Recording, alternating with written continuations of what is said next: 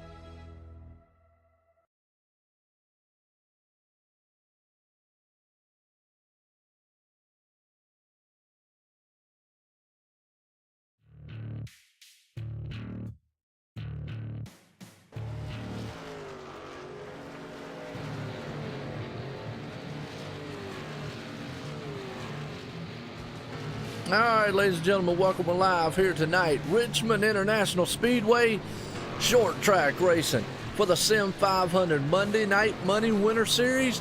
We're in the middle of, well, we got about 2 minutes to go before qualifying does start. I was in the middle of qualifying. We're still in practice right now. Well, one more race. What's going on, Zombie, out there? Man, I see Tim's out there in the chat. Man, I want to welcome everybody here tonight. Awesome. Hope everybody had a great Thanksgiving last week. We're back here, man, in the swing of things here at OSRNetwork. Definitely got some good stuff, man, happening. And we'll talk a little bit here tonight about 2018 and the Monday Night Money Series. Awesome, man, as always. And Harrison, he'll be up here in just a few with me here in the booth. He stepped away for just a quick second. But right now, we got about a minute to go here before qualifying starts up, and these boys, man, get out here racing up a cool breeze around old Richmond International Speedway, the short track here tonight. Definitely one of these tracks, man, that is going to be a slick one. Going to be a very tricky one here for these guys. You can already see there, Justin Fuller, Popcorn Man, losing it just a little bit coming out of the turns. He's got to be careful, man, in himself there. Don't want to slide out of the way too much. Yeah, no doubt about it, Tim. Man, appreciate you being here, dude. Because, hey, we're live here tonight. As always, here, YouTube, Twitch, Facebook Live, and Iracing Live. Want to appreciate and let us be up here, man, live tonight. Nice for them to do that, man, and have this league. And definitely, again, we've got a lot of good things, man, that's going to be happening here soon. So, what about what's everybody else out there, man, into tonight? What's the game plan for everyone?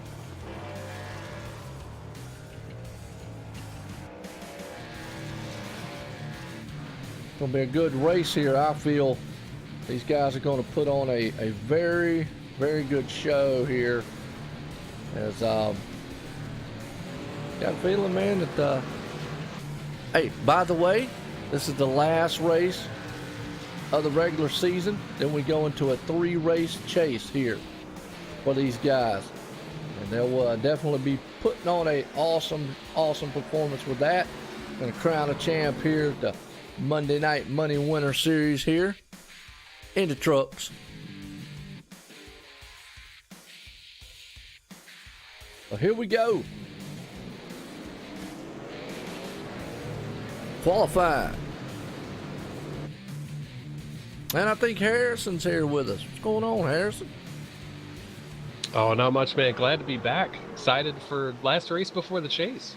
Absolutely. Good to see you back there, feeling better. Even though you've been under the weather, man, you always hate that, man, during the holiday season. How was your Thanksgiving? It was great. I'm glad I had an appetite back because I was all interested in doing a lot of eating. So it was a good time. How was your Thanksgiving, Joe? That was awesome, man, as always. Got to eat my hammy ham. Oh, yeah. And then do any shopping for Black Friday or kind of avoid that? I did. Well, here's the thing. I had a game plan. I was going to go to Walmart Thursday night, and there were some Xbox One games that I wanted. They were on sale, half off. And I told my wife, I said, I'm going to go about 9 o'clock that night and, go in. I'll let the normal rush get by. But, man, I woke up about 11 o'clock Thursday morning and went online, and all the deals were already online. So I just ordered everything online. It's amazing how that stuff is working nowadays. It makes life a lot easier. I walked into a Walmart and was looking at some DVDs, and I thought, let me look these up on Amazon, and they had the DVD Blu-ray combos for the same exact price. So I was like, well, we're going to Amazon. Well, that was amazing. They had the same Black Friday deals already there that morning on their websites, Best Buy, the GameStops, Walmarts, and all them. So I just went on there, man, just went to town, got all I needed, and I said, well, now, hey, I don't got to go out there and fight the crowd. So I was able, I just stayed at home and was good to go. But I've done Black Friday before. It's interesting. I worked the Black Friday in retail before. That's interesting. So it's a madhouse. Oh yeah, I've worked in retail. I don't think I've ever done a Black Friday though, which I guess you could call it an experience. Yes, absolutely. Definitely something you won't ever forget. It's definitely an awesome experience, man, to do. But, man, I'm going to tell you, we're here in the last race of the regular season. We got 3 races for the chase after this, and we're going to crown a champ here in the Sim500 Monday Night Money Winter Series here, Harrison. And I know you've been away for a while, but I see Michael Guest is back. And one thing I noticed is he is outside looking in on the chase. So is Steve Gottschalk, who is kind of putting down a pretty good time, sitting 7th on the speed chart. But I'm all say that Mike, and I don't think that a win gets you in the chase here. I think they go off strict points for the top 10. But I think it's about a 10-point difference between Michael Guest and Bobby Terrell, who is actually, second place right now, who is actually sitting right there on the bubble in 10th. Yeah, and it's a really stressful thing because as a driver, you don't want to get into that headspace where you're kind of overanalyzing everything and thinking about the points the entire race, because it kind of disrupts your flow and just affects the best that you can do in a race. So that's certainly anybody on the bubble. It's almost inevitable. You're going to be thinking about it, and it's hard not to. You're right, and definitely that's just something he's got to think about. I mean, he's had some dominating runs this season, and plus Steve right there. Steve's like 6 points away from Bobby, so Bobby right now sitting second on the grid. I mean, if he comes out of here sitting in second, no matter what Steve and Michael does, I don't think that they're going to have enough to pull it. So you got to look the top 10 to be there, and one of the drivers who's dominated the entire season going to miss the chase. And due to the fact is he's missed the last couple races. He missed last week, and he missed a race a couple weeks ago. Yeah, and he's also probably thinking to himself about how he had a couple of races where, whether it was bad luck on his or bad luck going on to him, or just an incorrect move or something. I think back to Atlanta when he was trying to get through traffic and made a mistake and ended up wrecking his truck. And it happens quickly here. When you only have about 9-10 races before you hop right into the chase, you got to be on your game. 1 or 2 bad races can really take you out of the hunt, even when you've won multiple races. Yep, 100% there. Correct. So it's going to be interesting to see what these guys do here tonight. Tricky track. Talked to a couple drivers beforehand. They said it's slick. That was their words out here. Slick track. And you can see even out here in qualifying and practice, the guy sliding around. Jordan Hightower putting it on pole here tonight. And I want to appreciate everybody out here, because I'll tell you what, pick your poison, because, we're across the net here social media-wise at OSRNetwork. We're here live, man, YouTube, Twitch, Facebook Live, and Iracing Live. So, hey, I got multiple avenues, Harrison, for everybody to watch this awesome race here tonight. Yeah, it should be an exciting one. And exactly like you heard, I was talking to Jordan Hightower before the race, Chad Coleman, a few of these guys, and they all said the same thing, not just loose, really loose. And so they were making some predictions about how they thought it would go, but one of those predictions is we might see an increase in caution flags. But I tell you, I was watching some of practice, and these drivers were doing a good job. So I'm really curious to see how this race goes. Yeah, no doubt about it. Well, it's good, man, to have you back up here, because we're live here, like I said, tonight. The Sim500 Monday Night Money Winter Series here in the trucks, as we're about to kick this thing off here. Last race of the regular season, and then we got 3 races to crown a champ here in this series, and it's going to be awesome. And we'll be back here in February to kick off the Monday Night Money Winter Series, and we got a title sponsor, and we'll get him up here, man, sometime during the race here. Glenn Campbell down there from Trans Service, and that awesome, man, group there. Look them up on the web.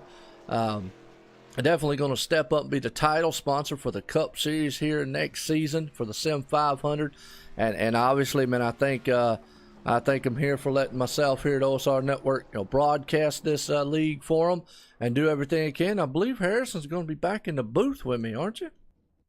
Oh, I hope so. I'd love to be. Absolutely. Yeah, I think so. We've already decided on that deal.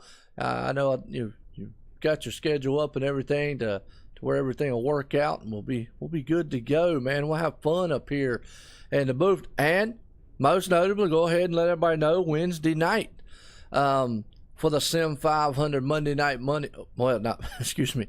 Sim500 WCIparts.com Truck Series Wednesday night starting in February. OSRNetwork will be broadcasting that, bringing you the trucks live that night. So it will be definitely interesting. I'll have Gerald West up in the booth with me on that night. Just something that came up here in the past several days, Harrison. I know you probably was up in the loop on that one a little bit, but that one just kind of came up just out of the blue here in the next last, I don't know, 3 or 4 or 5 days or so. It'll be a lot of good racing. And I tell you, it's just thinking about the Monday Night Money series for a second. You know, they were running the Xfinity style cars here not too long ago. In this winter series, we went to the trucks. Think they're going to the Cup cars. Then these trucks are going to be back there on Wednesdays. And so you're always getting a dose of something that you like.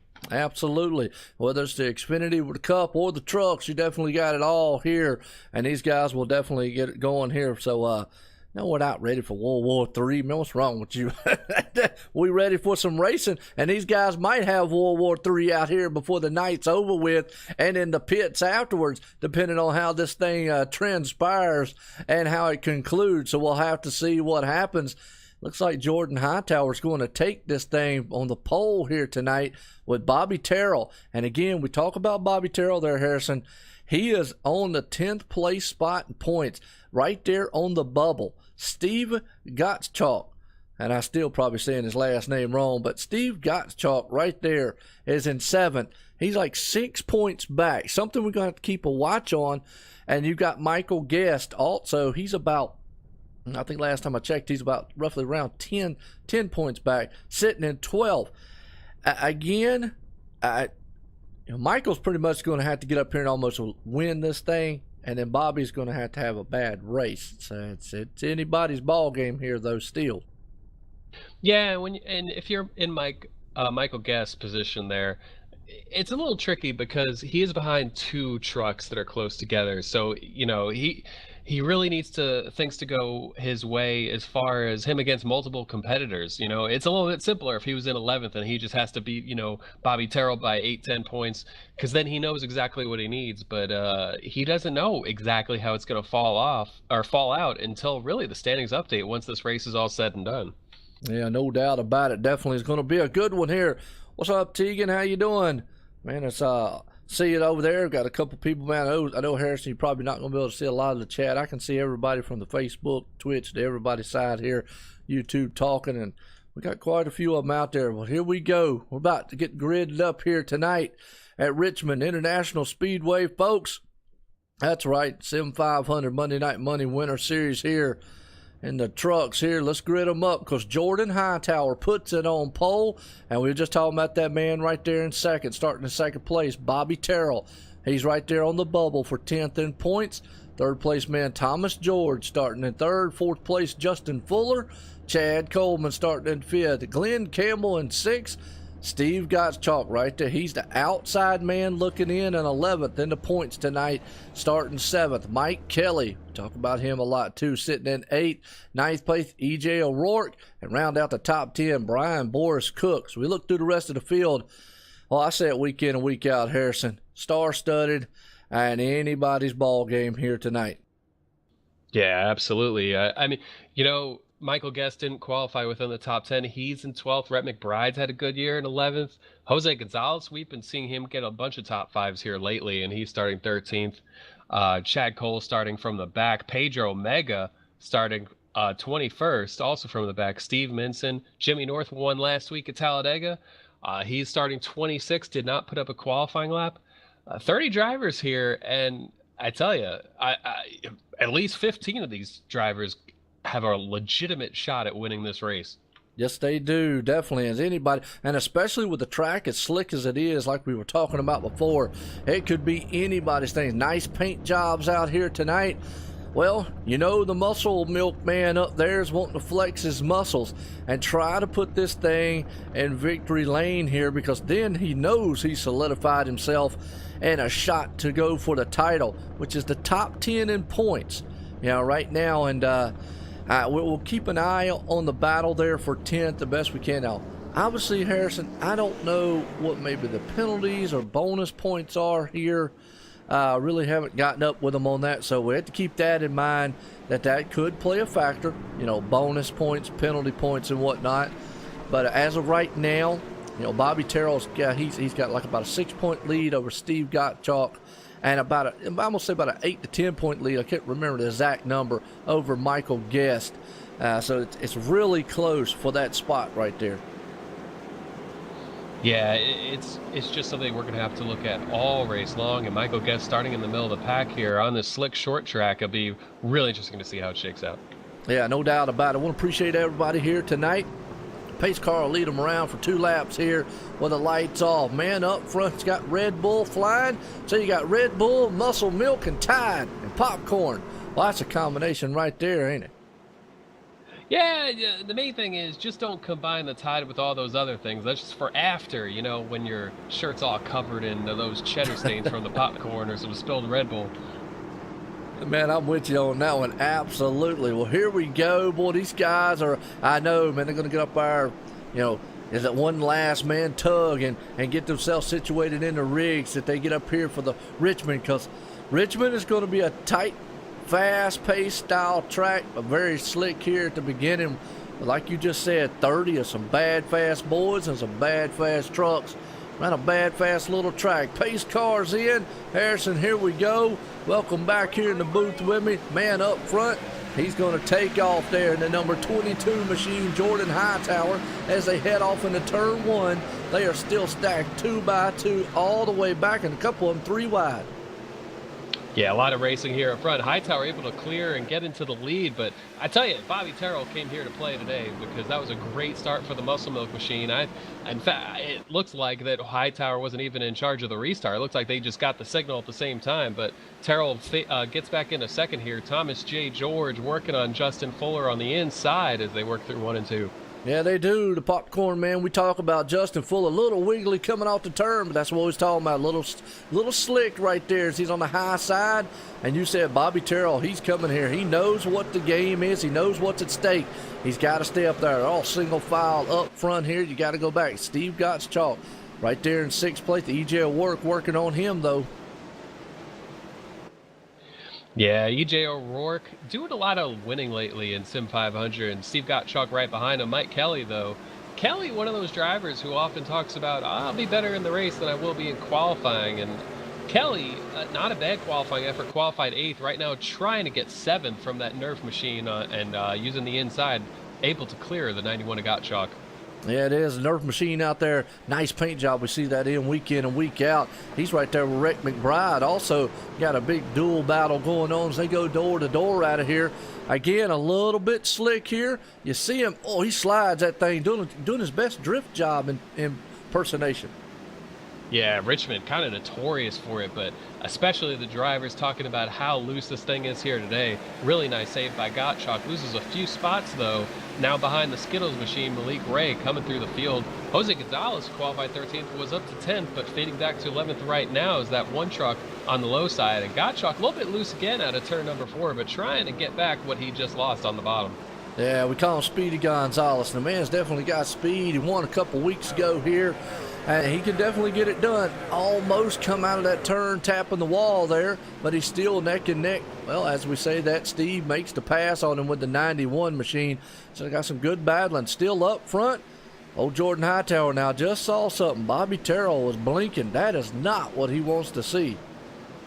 No, the last thing you want is, mechanical failures in real life. Well, might as well be a mechanical failure here if your connection or your computer messes you up, and that's a very real thing here. And for a little bit jittery on that 7 truck, hopefully it stays with him though, and see the contest to make the top 10, make the chase. A little bit warped still from Bobby Terrell, but you want to see it battled out on the racetrack, not off. Yeah, no doubt about it. Definitely, that would be heartbreaking for him to lose it in what we would call would be a mechanical failure, but it definitely is. Here's this sim, internet stuff. You can't control it. Right now, the 26 machine, Jose Gonzalez, got his hands full with Brian Boris Cook right there on the inside. And that 63s, he's looking a little bit. Maybe he's going to try to make that pass on him. Can't quite get it done yet.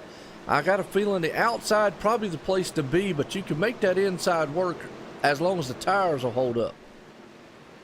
Yeah, that's the main thing, is trying to get drive off. It seems like people are getting looser out of turn number 4, then turn 2, which is kind of interesting because you think it might be the other way around. Just turn 2, you see these guys come out of 2 right now, you hit the flat on the exit, and it's a kind of an abrupt exit. Turn 4 is a wider exit, and yet it seems like the drivers are more prone to getting loose there at this track. But forward drive off with turn 4 to the start finish line, when it gets bad, sometimes you're not even full throttle until you get to the start finish line. Yeah, I know. We just saw the 57 of Nicholas Cohan. He was riding that thing, hanging on to it for dear life as he came out of turn. It almost stepped out from under. Nice paint job in that Toyota number 57. He's currently sitting in 15th spot right now because Jordan Hightower's checking out. Got a 1.3 second lead over Bobby Terrell, who is actually ahead of the third place man of Justin Fuller and Thomas George up front. It looks like Mike Kelly there's in trouble a little bit in the Tonka machine. Yeah, a lot of hard battling right there behind Fuller. You have Kelly on the bottom underneath that 5 of George. A little bit tight in the center there. E.J. O'Rourke looking for a way around these guys. Not going to make it 3 wide, though. He backs out a little bit early, giving some space to these guys. But look at how tight that 5 truck is running the 2. Just trying to get those guys loose, and look at that. E.J. way sideways. Mike Kelly was sideways as well, but E.J., good save by him, good save by Mike Kelly. Chad Coleman gets by O'Rourke, and now Rhett McBride's up on these guys. Whew, boy, I tell you, that makes me nervous just watching them up here. Can't imagine what these guys are feeling in the trucks. We were riding along with E.J. O'Rourke when he was out there doing his awesome Von Griffin Jr. impersonation. Yeah, well, I mean, it goes to show you, and it's only going to get worse as these tires get older and more worn. We're only on lap 14, folks, so wow. Yeah, no doubt about it. The more these guys run and the more they wear these tires out, they're on lap, like you just said, we just completed lap 14 and lap 15 now. I got a feeling they probably can go, about 20, maybe 30 laps or so, maybe on these tires. But the way I'm seeing it right now, I don't know. I'd be screaming at probably about lap 20, 25. Yeah, and with it being a short track and E.J. O'Rourke really sideways again. Mike Kelly been struggling as we're watching here, but a lot of battling in this pack, but it's so easy to lose 2 laps here if you pit under green that I think these drivers are going to stretch it longer than usual. I'm not sure how far they would stretch it, but I really expect a lot of these guys to go at least about 50 laps on tires before thinking about pitting, although some might cut it short. Yeah, the one thing I'm noticing too, coming off turn, that's when they're getting them things loose. Getting back on the gas, might be getting back on slightly a little bit too, as we're seeing E.J. O'Rourke. He is drifting that thing every time coming out of turn 2 right there. Wow, that's got to be a handful and nerve-wracking, but a very good battle. Rick McBride right behind him. And there's the Skittle machine. Haven't talked about him, but Malik Ray, he'll be up in the battle before it's over with. Yeah, I think Malik Ray knows he might need a yellow in order to gain a lot of the ground that he needs to win this race. He's showing a lot of patience. He's not pushing the envelope too much. He realizes his point situation is he's about 6th or 7th in points. We'll have to check that soon. EJ struggling a lot in front of him, though. A lot of wiggling, just shaking coming out of turn number 4. Ray goes high, going to be up to 8th spot behind Rhett McBride here as they come out of turn number 2. Yeah, he does. Gets that spot on him. E.J. O'Rourke just looks like he's having trouble handling on that machine. Tires might be giving away. Most notably, look at that 9th place. Michael Guest moving on up. Bobby Terrell still in 2nd. Steve Gottschalk has dropped down to 11th now, like we said. And I didn't know the difference between Steve and Michael. I believe it's only like 2 or 3 points. It's not a lot between those two. The biggest is between Bobby and Michael right there. So, the way I would see it right now, he might have leapfrogged over Steve in points, but he's still got a long way to go to catch that man in the number 7 up there. Yeah, looking at the standings, Bobby Terrell has an 8-point lead on Michael Guest, but Michael Guest and Steve, 2 points between the 91 and Michael Guest. So, and they're battling, Terrell's got a little bit of a cushion right now, but all those guys are battling right around 8th, 9th, 10th. Yeah, no doubt about it. Definitely battling hard. Rick McBride, he's got his hands full with Malik Ray. Malik makes that pass in the Skittle machine. Here comes Michael Guest behind him, but he's actually got his hands full battling back there along with Chad Coleman. Chad Coleman's trying to hang on to it along with E.J. O'Rourke. As we got some good battles happening all over this track. And the reason being, Harrison, It's just as slick as it is out here. Yeah, definitely. And, you know, some of these guys, I don't want to jinx ourselves here and bring about a yellow flag just by talking about it, but people were really worried about cautions in this one just because of how hard these things are to drive. But we might be seeing, you know, some proof once again of the theory that, you know, make these things hard to drive. EJ really sideways out of turn number 4, saves it, but it's been an ongoing struggle for that 41. But I tell you, sometimes you make these things harder to drive, these drivers start racing the track a little bit more than each other, or at least than they would if they were tighter. I mean, we see a lot of racing going on, but now we have the caution come out. But the 41, man, the caution was not for him. I thought it might have been. Oh, let's see who was on. Looks like Pedro Mega was involved in it, so let's go back on him. Probably tell us the area that it was in here. Oh, yeah, right around, it started around the 87 of Don Roberts. Well, I'm going to tell you what, if you ever Pedro seen a textbook net code, that was textbook right there. He was about 3 feet off the back end, and that truck in front of Pedro just went sideways. Yeah, it's unfortunate too because, you know, I think these guys were taking it easy. Pedro was coming through the field, and it's a big hit for both of those drivers there. Some contact that shouldn't have been. Yeah, no doubt about it. Well, this gives us a chance, man, to bring up Glenn Campbell here. And if I can move him. It might not let me move him. Nope. Well. Okay. That's right, because he's a server admin and I can't move him up. So, hang on a second. Let's see if we can bring up Joey Katina. Can't move him either. Well, I'm gonna get up with him and tell him I need to fix that. I can't move none of these guys. Yeah, I was having the same problem too, but Trans Service is certainly excited to have them aboard. I know it's logistics, just as far as getting things to their destination. Actually, that's what I was doing for a little while. I was working in logistics. So Trans Service would have been a competitor of who I was working for at the time, but not anymore. Yeah, that's what I'm saying. And I mean, it's awesome, which I know if anybody's out there watching, Joey or anybody's watching the broadcast, I'm trying to bring up, I can't move you or anybody else that are senior admins.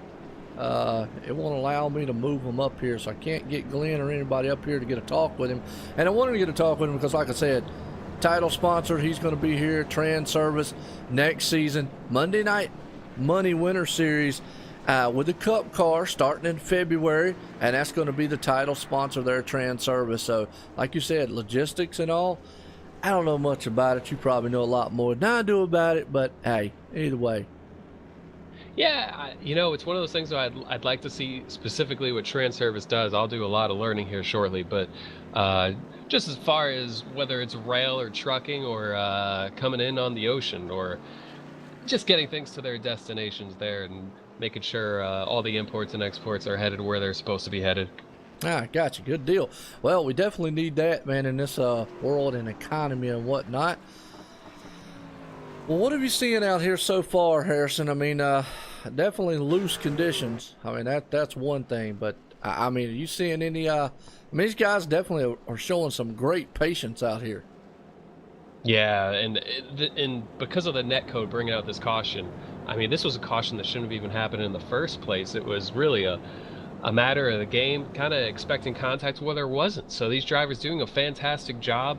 Hightower out here is looking incredible early on. As you know, he had a really big lead, but as we got deeper into that long run, the times kind of fell to where Hightower and a lot of these other guys in the top 8 were running very similar lap times. But of course, Jordan might have used a little bit more tire, just getting farther ahead of the pack. So that 22 truck looks great so far, and I'm loving the racing that we're having. Well, he's definitely got the Red Bull on it. He's got wings out there, and he is flying high here at Richmond International Speedway for the Sim500 Monday Night Money Winter Series in the trucks here. And folks, this is the season finale of the regular season. Now, we're not done, but we've got 3 races to go, but they're the chase races, so we'll be crowning a champ here. As pace cars off, here we go. We'll see if Jordan Hightower can get away from that Justin Fuller up front. And you've got Mike Kelly right there. Don't count out Bobby Terrell either. And at number 7, look at Malik Ray taking it almost, thinking about 3 wide in a turn. Yeah, I almost thought he was going to back out, but he committed to the outside here, and they're making it work. Thomas J. George on the bottom. I thought there were about to be a contact between him and Mike Kelly, but they came out of there unscathed. Malik Ray still working the high side. Now Kelly able to go to the low side. Boy, that was close right there. The Tide Ride almost wiped out the Tonka machine. Gave him a cleaning right there. But, boy, great concentration, great driving, and heads up. I mean, constant professionals here. These guys have done amazing things in the trucks, cars, and anything I've seen them drive. And right there was just a point. As you're seeing a great battle going on here, you've got Malik Ray up high, Mike Kelly down low. They'll still go door to door trying to chase down that 7 of Bobby Terrell. Yeah, not only are these guys good at what they do, but they're good at knowing what each other are going to do. And so that's what really allows these guys to race closely. Malik Ray a little bit loose out of turn 2. Mike Kelly able to clear him up to 4th for that Tonka machine. And look at that, a little bit of distance coming up there on Terrell, but the caution's out. Oh, caution's out. Let's see what we got here. Steve Gottschalk is one of the trucks involved, but I believe it started ahead of him. Okay, well, I'll tell you what we'll do. We'll go on him and rewind it back, and then we'll find out what it is. Yeah, I hate to see that because, like I said, he was right there on the outside looking in. He's right there. Got EJ, the 78, Rick McBride and Chad Coleman got together. Nicholas Cohan's in it. The 96 is in it. Wow, it was just a pile up right there in the corner. Nothing you could do, nowhere to go. Kind of closed up in the last bit. It looked like just a little contact between the 20 machine and all. You know, we were seeing it. And as slick as these trucks are, it doesn't take much of contact. And boom, you'll go around. Yeah, it really doesn't take much. And, well, that's about all the proof you can get. Coleman was looking low on Rhett McBride. Rhett, yeah, I'm a little surprised Coleman got into him there, but a lot of trucks piled in. Chad Cole, a little bit of damage. Cohan, Minson, a little bit. Luckily, we're on a short track where some of these guys, if they were able to avoid a significant amount of damage, they'll still have some speed in their trucks. But not what Gottschalk wanted to see is he's on the bubble here, trying to get back into the top 10 in points. Yeah, no doubt about it. Definitely looking good. Want to appreciate everybody coming out here on whichever one of the social medias you're looking at. We've got several people definitely watching. Got a lot of people on the YouTube side, Twitch, a couple to Twitch, maybe got to Facebook. Obviously, people coming up from Iracing Live here, watching on the YouTube side. I appreciate them all out here because we're live tonight with a Sim500 Monday Night Money Winter Series in the trucks here at Richmond International Speedway. Well, myself, Joe White, I'm up here in the booth, and accompanied by Harrison up here, who's been sick for the last couple weeks, but he's back. And hey, I want to give a shout out to Davis Richards and Logan Clampett for coming up in here and subbing for Harrison the last couple weeks. I definitely want to appreciate those guys doing that, taking their time away to come here and get up in the booth here and call these awesome races the last couple weeks, because it has been awesome. I don't know if you got to watch any of them or not, Harrison, but the race before last week went very well. I think we had like one caution on it, and obviously, you know, Talladega's Talladega. Yeah, anything goes there. Oh, yeah, absolutely. And Jimmy North winning last week was definitely a pleasant surprise, a nice win for him. And I certainly appreciate Davis and Logan both jumping into the booth, doing a good job. I was just sitting here without a voice on amoxicillin and just hoping the antibiotics did their job, which I think we're okay. So I'm glad to be feeling a lot better now. Yeah, no doubt about it. Been down that road and definitely not a good feeling here. So as always, and so we just name a few. Got John out there in the chat, Tim. I saw a guy with a mark out there, and just to name a few, Zombie, unique name out there. Hopefully it's not walking around like a zombie though. No, but I tell you, some of these guys might be feeling like one after this race is all said and done, and after all the energy they're using up, they're not going to want to look at anything. Yeah, that's what I'm talking about. Well, it looks like even though Steve got involved in that wreck, he was able to get his position back, and he's still up in 6th. Doesn't look too badly off there. Obviously, it's a short track. His front end doesn't look too bad. It's more or less in the back end of that truck. So I think he might be okay here to go. That'll be interesting to see if it slows him down any as we're getting set to go back green flag racing. Yeah, and sometimes even if it's not slowing you down, you think it is. It can really play with your mind. He's just hoping right now he's going to find out exactly what he's got on this restart. He's hoping that the tires aren't twisted any wrong directions or the toe out knocked out. But we'll see what he has here very quickly. Yeah, no doubt about it. Pace cars in. Here we go, man. Up front, Jordan Hightower in the 22. Justin Fuller on the outside. Green flag flies. Justin gets a good jump out there and takes off. Here comes Justin Fuller. He's got Mike Kelly right there on his back tailgate. Bobby Terrell's trying to do some things as they're battling too wide. And right now you see Steve holding his own right there with Jose Gonzalez and E.J. O'Rourke. Yeah, I was definitely worried about Steve when I saw the contact that he made in that accident there, but so far, so good. It could be worse for that 91 truck, and even if it's a slight difference, I do think he's down on a little bit of straightaway speed, judging by how the 41 was able to pull him on that straightaway, exiting on the bottom, unless Steve got a little bit looser there than it looked. But it's going to affect him, but he's hoping that it's not so much that it ruins his race. You know, the good thing for Steve is he's got an engine, he's got a chance, and we've got another yellow. Caution's out. See where it's at. One of the trucks went around on the back straightaway. That was Nick Thames, number 83, went around on the back. Let's go on him. We'll go back on the replay and see if he'll just cause in front of him or what.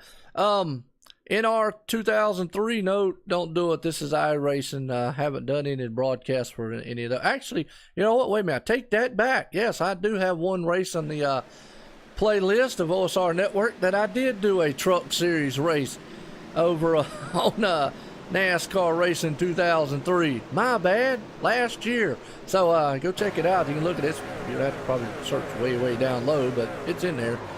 And it looks like we're watching this replay.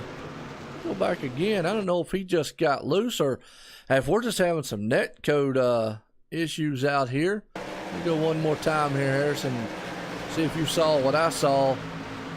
Either he got loose coming out of the turn, or there was maybe some contact between him and the 99, because he was right there beside the 99 machine.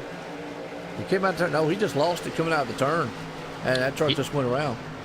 Yeah, it looks like he was kind of tight in turn 2, had a lot of wheel in it, and got loose exiting. And he did a very nice thing, though, because he saw he was about to hit the truck that was below him, kind of cranked the wheel in the opposite direction. A lot of times that makes you looser than you would have been. So instead of saving it into somebody else, he let it spin around there and in order to just take himself out and no one else.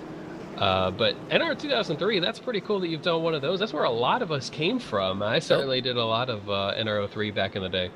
Oh, man, yeah. Well, I remember when it first came out in 1994.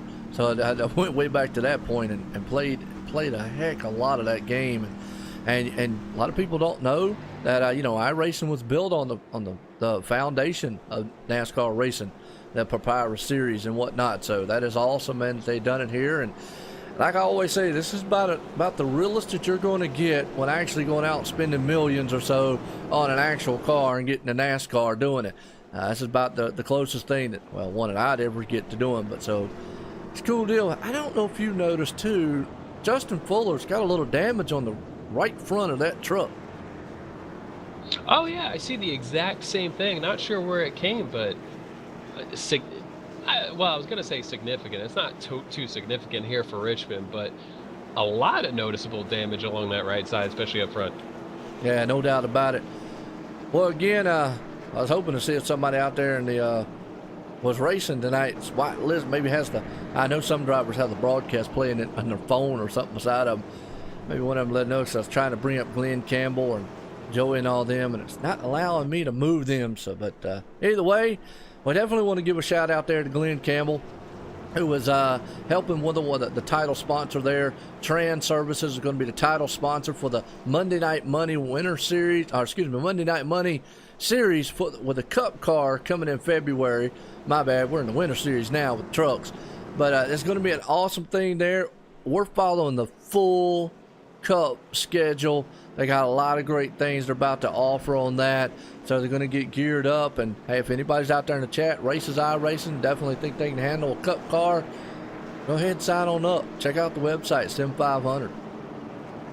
Yeah, and you know what? for the money series, costs a little bit of money to race, not very much at all. Usually right around $5 to $10 depending on the season. But we're racing for money.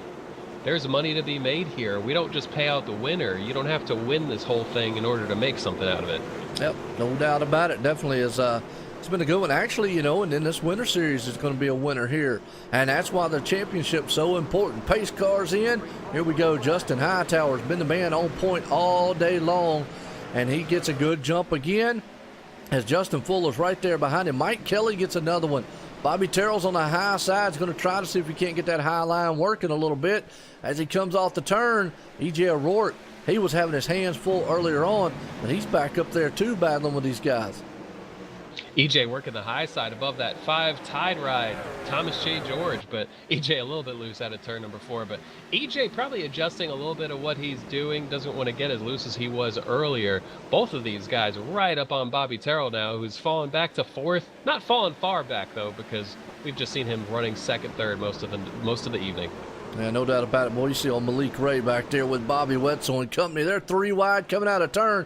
Boy, that was dangerous at the point right there. Could have been disastrous. But, hey, these guys are very confident here at the Sim 500. They can make moves like that with their eyes closed all day long. Yeah, we certainly see, especially when someone's trying to come through the field, feels like they have a faster truck than where they're running. Malik Ray, perfect example there. He went 3 wide, knew it would work, and it did work. But created a little bit of a bottleneck there. Bobby Wetzel lost some time on the track. Malik Ray up to 11th at the moment, now looking behind the Jurassic Park machine of Brian Cook. Yes, he is. And right in between them, Chad Cole right there. And Scott Simley. I always say Scott Smiley when I see it. Man's definitely smiling. Had a good finish last week, by the way. And right now he's sitting in 14th. So we're watching these trucks, man, come up through the field here. He's got that 68 machine, Rockford Fosgate, looking on the inside of Bobby Wetzel there as they'll go door to door out of the turn. Simley he's, I don't know, I was just going to say he epitomizes the word veteran. Even when he doesn't have like the greatest speed at a certain racetrack, if he just feels a little bit off and he's not running top 5 like he has at many of these tracks, I mean, he qualified 16th here. He's not going to run 16th in this race. He's already up to 13th. He's very, very veteran-like. He's going to get what he can. If he doesn't have the speed, he'll get some spots other ways. So just interesting to see what he's doing here and where he's going to end up tonight. Yeah, no doubt about it. Well, we were talking about Glenn Campbell. He's moved up to 16th spot right there and looking good. He's on the inside there, Bobby Wetzel, trying to take that number 99 machine and take that 14th spot away. So looking good, slowly but surely moving to the front here as he's got the 95 there, Stevie Minson. My bad. He's following along with him there as those 2 trucks look like they're hooked up and running through the field. Hey, a little shout out to Glenn Campbell. We've been doing a few of those, but Glenn Campbell qualified 6th, and he was only 18th in practice, had a huge pickup in qualifying. And one of the reasons why he's back in 15th moving forward is because I did catch at one point early in this race, he got bad loose on one side of the racetrack and lost a lot of spots sticking to the outside to stay out of everybody's way. So he was able to save that truck, and now he's moving his way back forward, that 99 machine. Probably learned something right there. Usually a lot of guys, man, qualify very well, get out here, but, boy, they're really close battling with a 95 there. That could have been disastrous. He put that nose right in there. Could have clipped him on the rear there, but they maintained and still going nose to tail around this track as we're at lap 54 of 150 here tonight, folks. Been a good one so far. Been a thriller, man. I tell you, some battling all over this track, especially right now up top with old Mike Kelly up there, who is actually taking over the 2nd place spot. He's in a great battle there with Justin Fuller.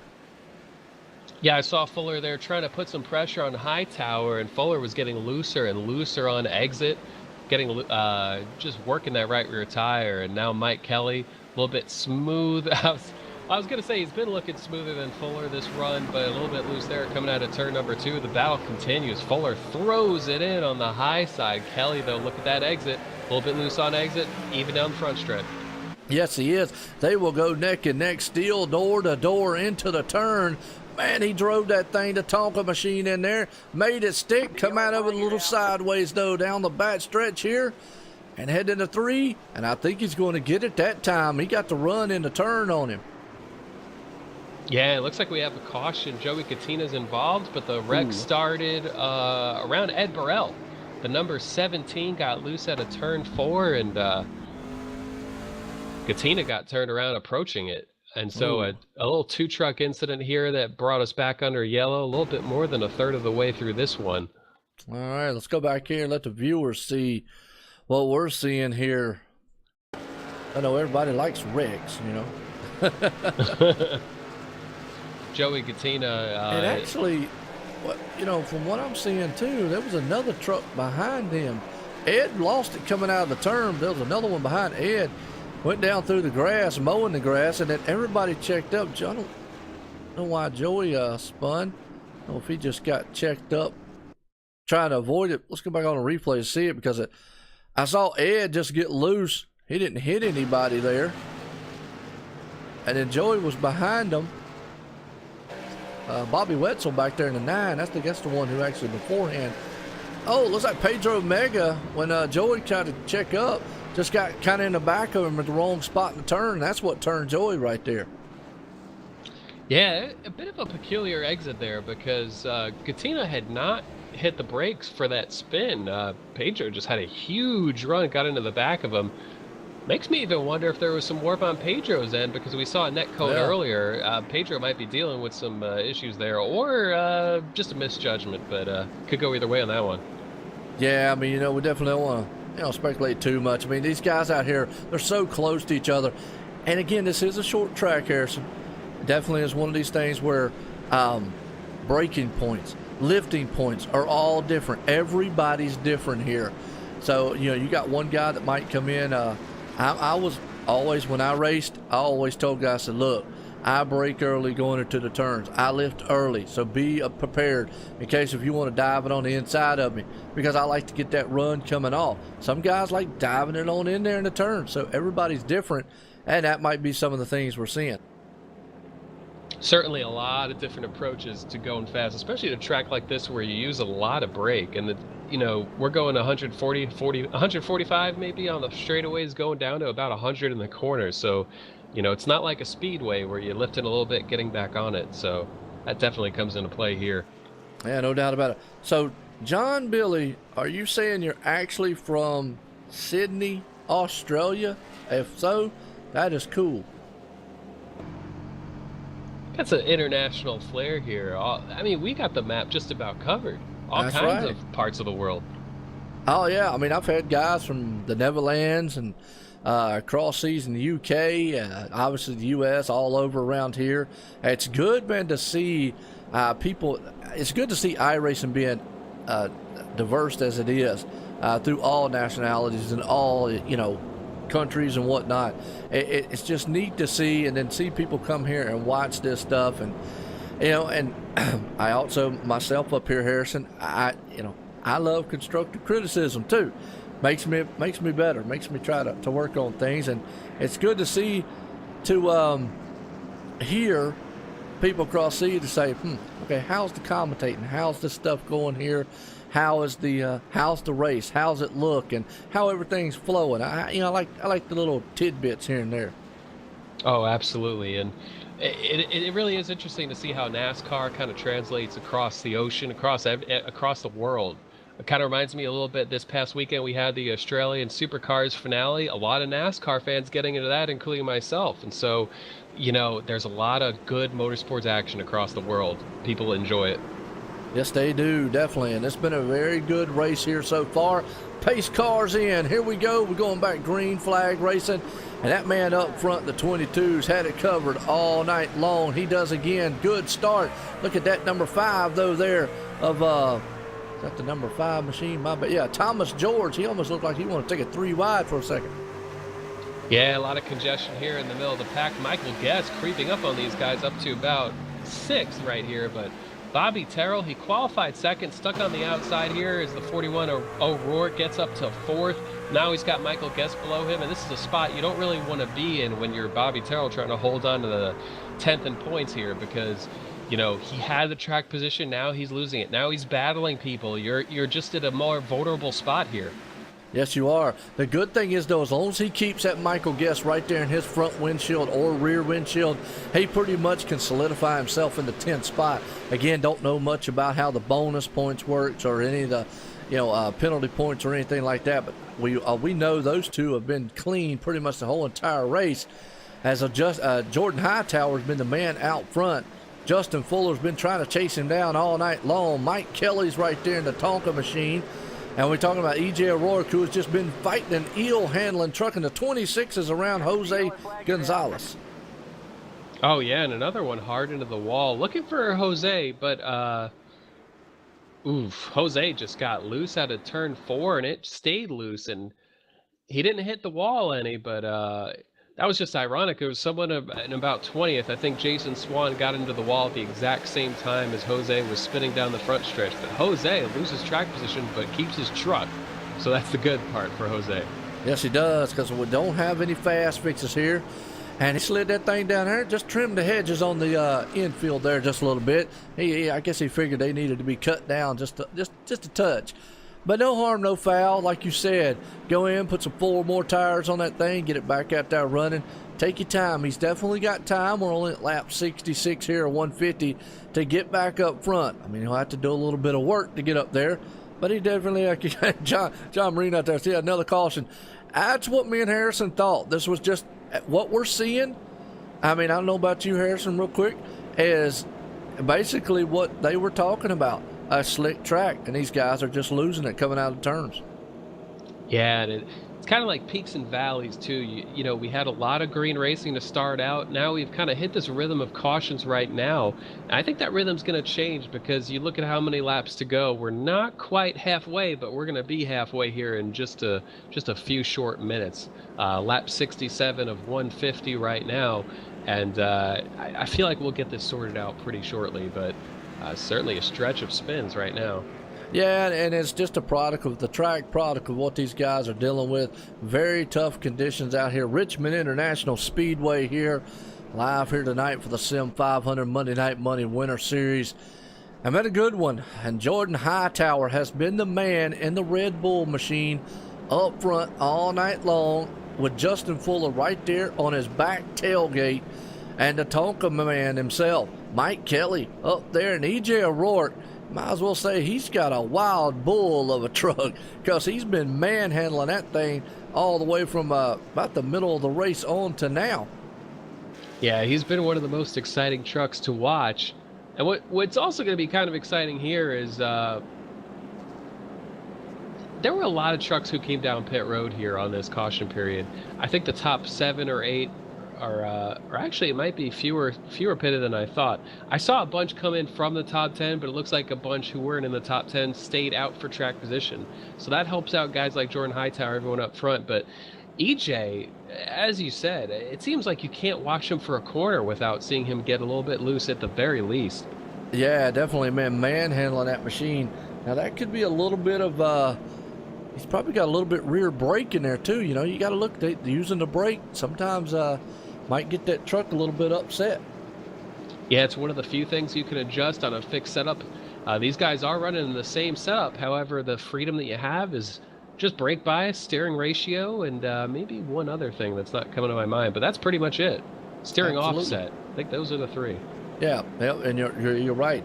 Because you can't do anything with tire pressures or anything like that. You can't mess with any of it. So brake bias is the number one thing, because they do have to use the brake here just a little bit, and if you get onto it too hard, you can upset that truck, maybe get that thing out. Most notably, you see it on more like on tracks like a Bristol or a Martinsville or a road course for that matter, where you really have to get heavy on the binders. That's where the brake bias really plays a heavy factor, but it can play a little bit here. And we don't want to take anything away from this track just being slick. Yeah, and certainly a lot of times it changes just how slick it is, changes how you approach it. A lot of these guys may be rolling a little bit more.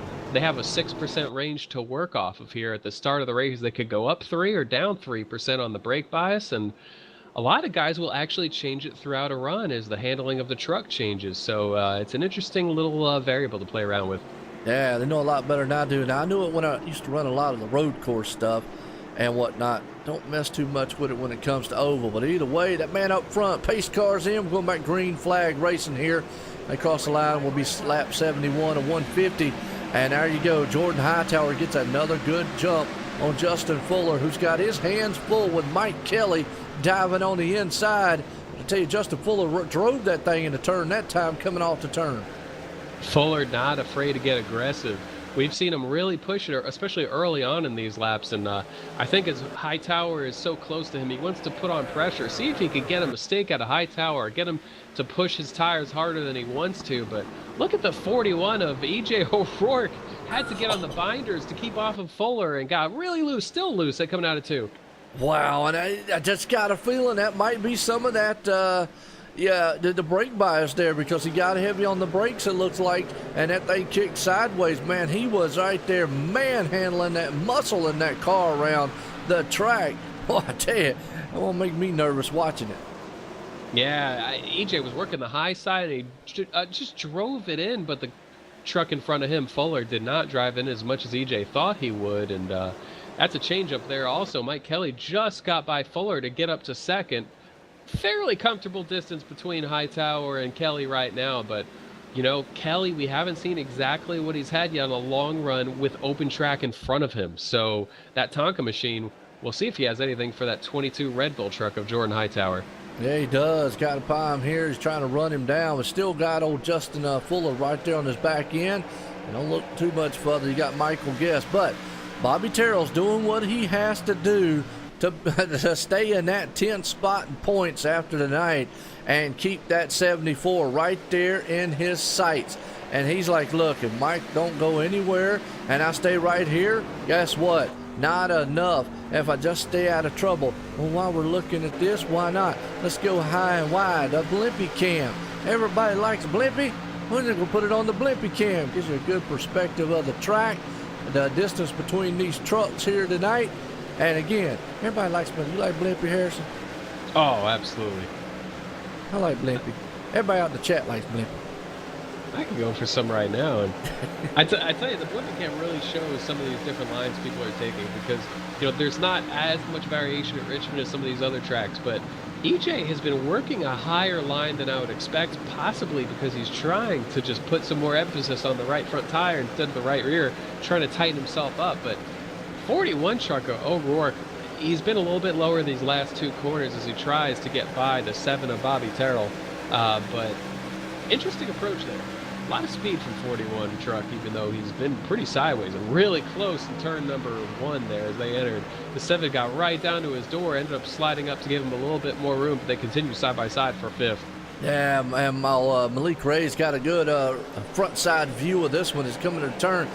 Bobby Terrell, though, he's on the inside. He's going to battle door to door with old Malik Ray right there, excuse me. And he does. He just goes ahead and lets him have the position. He knows that they battle too much, can't tear some tires up here. He's still in good position, though, even though he's about a couple trucks behind where Michael Guest is. He understands. I think he's just out here. He understands the big picture. He's got to be there at the end and have a good shot here to keep and maintain points. Yeah, and he knows he has that little bit of a cushion, so he can play it a little bit safe. But some of these other guys, you know, they're not thinking about that. They're going as hard as they possibly can. Brian Boris Cook, when he got underneath Bobby there at turn number 4, was just on the right rear tire, just sideways, but not enough to where he had to lift. And that's another spot that Bobby loses, is Brian Cook, about the highest as he's been all race long, I believe. Well, I'm going to tell you, if EJ comes out of here without spinning that truck out before this one's over with, well, we're going to have to give him the excitement of the race award, because he is definitely manhandling that thing from turn to turn here at Richmond. He just about there in front of Malik Ray, almost turned it around again. He's just got his hands full with that number 41 every time he comes out of turns. Yeah, he's been possibly the most exciting truck to watch, because as you said, you can't go a lap without seeing him get at least a little bit loose. And Brian Cook again, really sideways out of turn number 4. EJ able to mat the gas down and get a little distance between him and Cook down the front stretches. EJ once again going really high in turn 1, kind of arcs it down to exiting 2 there for that back straightaway, gets a nice run.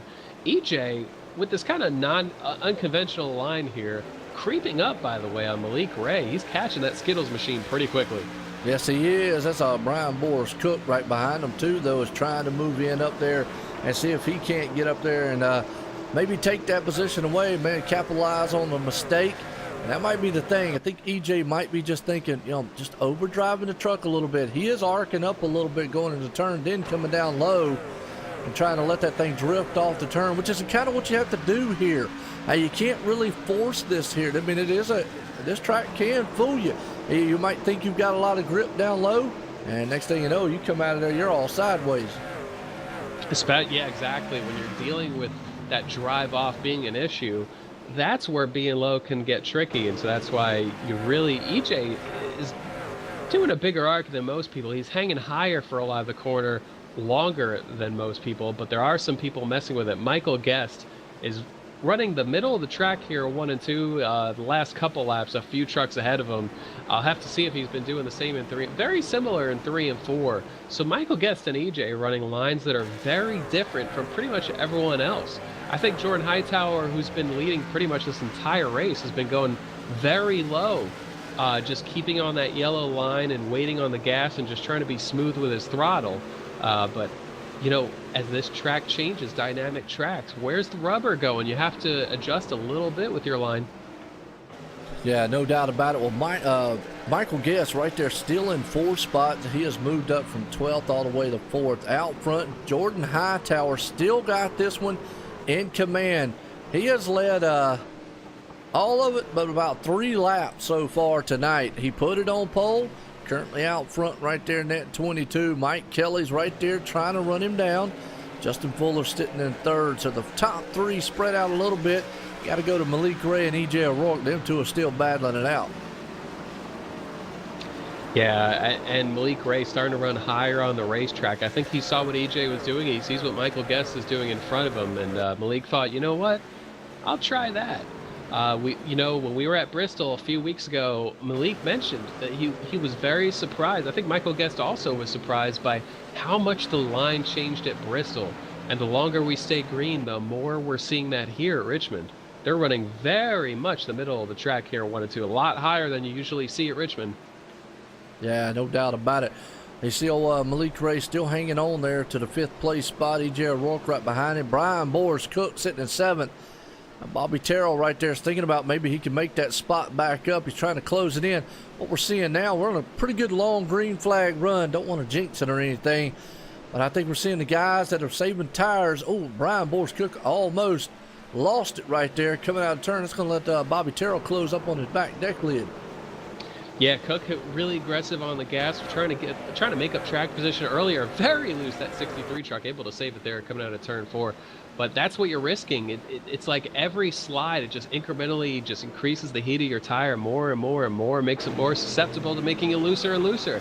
And I think that's what's going on with Cook here, is Terrell the truck coming back to him pretty much is able to get by the 63 of Cook if he's able to clear him out of turn 4. But I tell you, look at the way Cook just aggressively drove the center in there, matched Terrell on exit, pulled him on the front stretch.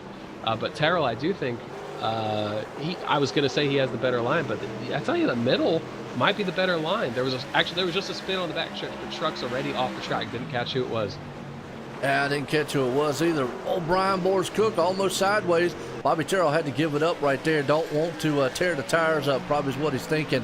Let's cool him back down a little bit, but it's a good battle there side by side with him there that entire last several laps. Right behind him, though, you got Thomas George there, and that also brought up Chad Cole into the mix. So you've got 7th, 8th, 9th, and 10th place all right there nose to tail battling. Yeah, Terrell wanted to get by Cook pretty quickly and try to put some distance on these guys, because the more you battle, the more you're vulnerable to people catching you and joining that battle with you, just how much it slows you down. But Cook able to put some distances on Terrell, and Terrell regroup and trying to catch that Jurassic Park Tundra as they're working through a little bit of lap traffic right now. I mean, I'm going to tell you what, like I say, EJ O'Rourke out there, that man, he is definitely just fighting with it. He's going to have to be tired after this race, Harrison. because we just saw him there again. He was almost completely sideways along with Boris Cook behind him. Every time they come out of turn 2, that looks like it's the trouble turn there. Coming out of turn 2, it is kicking these trucks sideways. Yeah, the longer it feels like turn 4 seemed a trouble spot early, and now it's really transitioned to turn number 2. And EJ, I don't know if he's wearing a Fitbit, but there's a good chance his arms are moving so much he's just going to have 4,000 steps pop out of thin air on it right now. Yeah, no doubt now, or he's got a heartbeat monitor and that thing's going to go crazy because his pulse has definitely got to rise. I know my pulse is up here rising. Hey, folks out there in the chat, if this don't get your hair jumping up and down with the excitement these guys are doing, I don't know what's going to do for you out there. Again, you might want to go see a physician, a psychiatrist, or might not be a race fan. I don't know. We got a good battle going on here. Thomas George, Chad Cole's looking on the inside there as they'll go neck and neck. Will he be able to make that pass in the turn? Yeah, George battling here for 9th, and it's got to be a little bit frustrating because we saw that Tide machine in the top 5 for a lot of this race. Chad Cole, a little bit of damage earlier, not really affecting him because it looks like he's got a lot of straightaway speed built into this thing. As the long run goes, it kind of comes to him. Just a lot of speed out of that diehard truck right now, and he's got his eyes set on that muscle milk machine. Bobby Terrell's at risk of losing another position. Yeah, no doubt. Well, Parker's parking lot. I guess he's in the parking lot watching the race. He said, go Chad Coleman. Well, Chad Coleman right now, he's sitting in the 11th spot. He's actually, he's got a lap down car right there on the outside of him, but he's got the 96 of Stevie Minson glued to him. Those two guys have been hooked up the last probably 10 or so laps watching him, but now we're in the caution. Oh, big accident with Jordan Hightower. Looks like a lap truck lost it, came back onto the track. Hightower dominated this race, is absolutely destroyed. And Mike Kelly was taken out also. Let's go back and watch the replay and watch what happened because our leader, let's go back and watch that one more time here. Caught the tail end of it there. Our leader just involved in a wreck here, and let me get back on him here. Yeah, and not just Hightower was destroyed, Mike Kelly's truck is destroyed. Wow. Ed Burrell was up there in the front. I don't know if that was him or not, but Mike Kelly was gaining on him. So it's about, looks like the lap truck spun and slid up the track. Wow, Michael Guest made it through there barely. I don't know how in the world he made it, but Mike Kelly's destroyed, and our leader and pole sitter. You want to talk about bad luck. That just was bad luck and bad timing. Yeah, that's I mean, you really hate that because, not only were those guys up front all race long, they're battling here for the championship. And I tell you, we had a lead brewing there. We were going to have to talk about it quickly because, as you just said a minute ago, Mike Kelly had gotten there and they were racing it out. So I was really curious to see how this was going to go. Joe Hudson lost it on the front stretch, came careening back onto the track right in front of the leaders. And as you said a second ago, Michael Guest decided to gas it and try to shoot for a gap rather than really get hard on the brakes.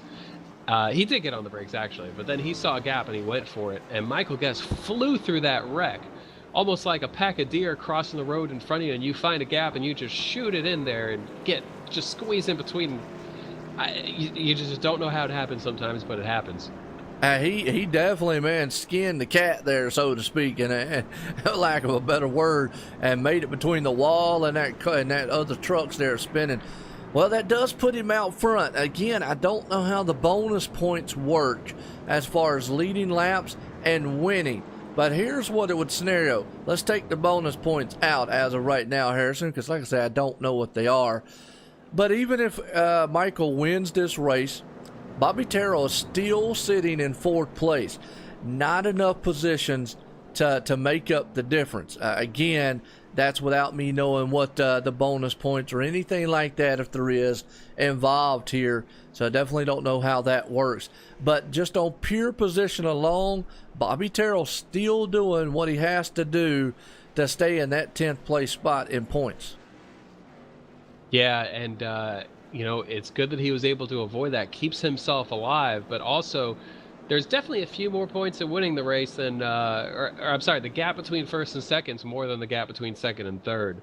About a three points or so between first and second, about 1 point between second and third. And so that's something that Bobby Terrell has to keep in mind because, you know, rather than having to finish within 8 positions, it might be about 4 now or 5. And that's what I'm saying. I don't know how those bonus points work or how all that other stuff between the first place and whatnot. I know there's something there. And I know, folks, yeah, I should know all that stuff already, but I don't. You know, I'm sorry. But it's going to be close. That's the thing. If it was the end right now, it would definitely be a close one. A good thing is, Michael made it through. Bobby Terrell made it through. But you also got Malik Ray up there. Now, Malik Ray's not going to give up on this one as we get set to go back green flag racing here. And E.J. O'Rourke, as much as he has tried to tame that beast of a machine he's got, he's up there battling for this one, and he's definitely would love to try to win it. Yeah, I just can't believe how much the complexion of this race has changed. Malik Ray, Malik Ray and Michael Guest, we've seen them battle for wins. Pace cars in. Michael Guest gets on the gas. Malik Ray tucks onto the bottom underneath. E.J. O'Rourke up to third. It's like we're watching a different race now, but as much as we've seen, Fuller tossing it in under the 41 of E.J. O'Rourke. Fuller back, trying to get back into the third right now. Looks like he'll be able to do it, but he is still side by side with O'Rourke, who's been working that high side lately. Terrell knows he's got to go forward. Dives to the bottom underneath the 41 of O'Rourke. Yes, he does. They'll go door to door. Boy, blinking a little bit there from Bobby Terrell as they still take it. We got a truck spinning in the back. Don't know if it's going to bring the caution out or not because he got off the track there. That's the guy looked like was the 99 machine was talking about earlier on. No caution as of yet. So that's going to put Michael Guest still up front. Malik Ray in second. Justin Fuller third. E.J. O'Rourke in fourth. And Bobby Terrell now knows that he has to hammer that machine to keep pace with these guys up front or hope one of those guys can run down that 74 machine as he's battling out with old Brian Boris Cook. Yeah, a lot of battling going on here with Bobby Terrell and Cook just can't seem to shake each other for the last 20 or so laps. Thomas J. George joining the battle as well. Cook working the high side, Terrell on the bottom. Terrell knows that he just needs a little bit more on the track to make sure that he's safe in the top 10 in points. But it's very hard when you're stuck in a side-by-side situation. Good run out of turn 2, though, but you know that they're just leaving you in front of you, and you need to run some solo laps here to get some speed out of this thing. Yeah, it does. Looks like he might have cleared the 63 machine of Brian Boris right there as a second as they come out of the turn, heading across the line. He does make the pass. Well, behind him, Thomas George now will go door to door with the 63 heading into 1. They'll take it, man, 2 by 2 coming down. As it looks like Justin Fuller's going to be the one to try to run down Michael Guest. We got 40 to go here, Harrison. So not yet quite business picking up. Here probably in about the next 20 laps. Look at the 5 machine. Wow. Big sideways out of turn number 4. That's just continuing. It seems like the tires could be new. There's still a handful coming out of the corner here. And so just a product of this track, this setup for this entire race. These trucks are hard to drive. And I did think it was interesting. You mentioned Fuller up to second. Malik Ray didn't put up much of a battle there. Once Fuller was side by side with him, Malik backed out, thought, I'll follow you for a little bit, see if you can mess with Michael Guest in front of us here. But Michael Guest, first laps he's led all race by virtue of that wreck that took out the leaders. And we'll see what these guys got now. Yeah, no doubt. Hey, we've got Jonathan Cottle out there in the chat, man. Old Steel Horse Racing TV said, dude, he said, I forgot all about the race tonight. May need to get you a schedule like I do. But definitely got some good trucks out here. Good racing so far. Very, very tricky track, though. Harrison, from what I'm seeing, these guys have definitely got their hands full. We got a battle for the lead. Justin Fuller's pulling up on the back end of Michael Guest. Fuller, big run using the high side to get that straightaway speed. Ducks underneath, Guest on the front stretch. Look at Fuller get completely sideways. He's losing in turn number 1, able to save it. Almost an overcorrect. Malik Ray going to go on by. And look at E.J. O'Rourke goes 3 wide on the bottom there. E.J. up to second. Yeah, 3 wide right there as they went into the turn. Boy, had to get that one. That backed the field up back there with EJ, Malik Ray right there, Justin Fuller, and Ed Burrell. He's in that middle there thinking, guys, please don't do this. Boy, I don't want to get caught up in a wreck. Last thing he wants to see. But Justin Fuller, hey, just like EJ earlier on, had that thing almost completely sideways and saved it. You know, and I remember earlier in this race, the right side damage that's on that 51 truck came from because in a side-by-side battle, he got a little bit loose in that same exact corner, a little door-to-door contact with Thomas J. George. And so turn one in these battles, I mean, it's just, it looks sideways. It looks just wrecking loose as you're underneath someone entering one.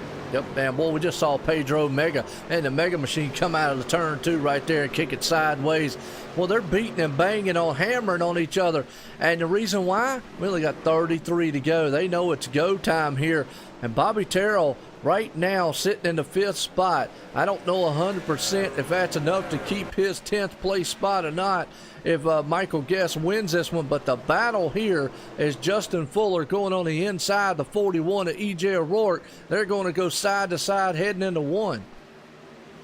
Yeah, Fuller trying to come back after that mistake. You see him running really high as he clears EJ O'Rourke there, just trying to run the middle groove. Terrell and George really close to contact there as they were coming out of turn number 2. But I think if Terrell were to finish 5th and Michael Guest wins this race, I don't believe Terrell led a lap.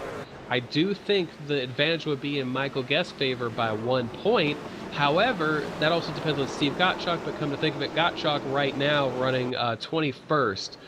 So he would be out of it. So Michael Guest, as they run now, I think would be in by 1 point.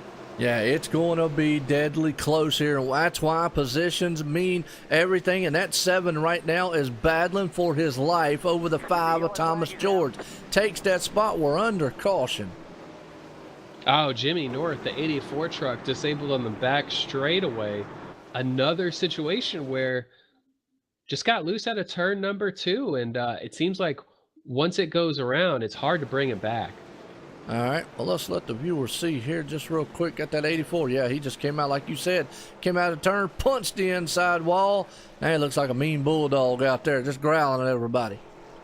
Yeah, we've seen a lot of guys get really sideways, make some saves, but it's like if there's a certain percentage of yaw, it's just going to keep yawing out further until it just spins the truck right around. That's a very helpless feeling if you're Jimmy North there, because you see the inside wall coming and you got the wheel cranked to the right and it's not going the other way. No doubt about it. When we see some super saves out here tonight, though, I mean, these guys have done a magnificent job of hanging on to some of these trucks. Well, now they're going to get 4 tires and fuel. I mean, I don't think anybody's going to take the gamble on 2 tires, not as slick as this track is. What this could set up is, though, definitely with 4 tires, hey, this is the run to the end here as long as if it stays green the whole entire time. You know, and a lot with as loose as these guys are, makes you wonder, you know, how many of these guys are playing with how much fuel they're putting in to tighten themselves up. The problem, of course, is sometimes you want to be kind of loose here on exit, because if you get yourself really comfortable, you just lose so much rotation in the center of the corner. And so there's a lot these guys are playing with here, but Michael Guest able to narrowly beat EJ O'Rourke coming out of pit road. That should put him in the lead. Looks like the only 2 on the track right now behind the pace car are multiple laps down. So Michael Guest will be the leader on this restart. It will. The bad thing is Bobby Terrell back in 6th spot, too. He knows he needs to make up a few more positions here. I would say the safe point, probably 4th place right now if the Guest ends up pulling this one off. Now, again, you know, hey, we're not going to give it to that 74 because this is a tricky track. We've seen what's happened out here. And EJ O'Rourke, well, we know he's going to drive the lug nuts off of it. He's done it all night long. He's tried to drive that truck in the grandstand several times there. But, hey, been able to save it. Justin Fuller's had a bad fast ride. Malik Ray right there along with it. And Bobby Terrell sitting right there, actually in 5th, Harrison. And so he's close, but I think he needs that's at 1 more position here at Richmond tonight. Yeah, I don't believe Bobby Terrell was able to lead a lap earlier in this one, so it puts him in that spot where I do think he needs to be fourth or better if Michael Guest were to win this race. And Terrell, he spent a lot of the early portions of this race running second and third. And so we know he's got it, but certainly the way this race has been going, he just needs a little bit more. But it can happen here at Richmond. It can, and no, he has not led a lap here tonight, but he definitely can get up there. All he needs is just a little bit of momentum. Anything can happen. There's two things we always throw out. Obviously, the last lap, 150, that's what we're looking for. 5 laps to go, though. Caution comes out, it's over with. So when they get back going green flag racing here, it's probably going to be 23 here, 24 when they cross that line. So not too far off to the point of where you're going to see these guys' business picking up, which we say that now, but these guys have been racing hard the whole entire race. Yeah, and it just seems like the biggest battle on the track, it's kind of moved around a little bit. Early on, it was especially from 5th through about 12th. Then as those guys started getting higher up in the field, we saw that battle kind of come to the top. And it seems like the top 7 or 8 have just been in an intense battle for the last 30 or so laps. And so 22 trucks still on the lead lap. Jordan Hightower dominated this one out of the race, opens up the door to these guys. Michael Guest takes the high side. E.J. O'Rourke going to be on the bottom for this restart. Yeah, I know, and it's getting set to go back green flag racing real quick.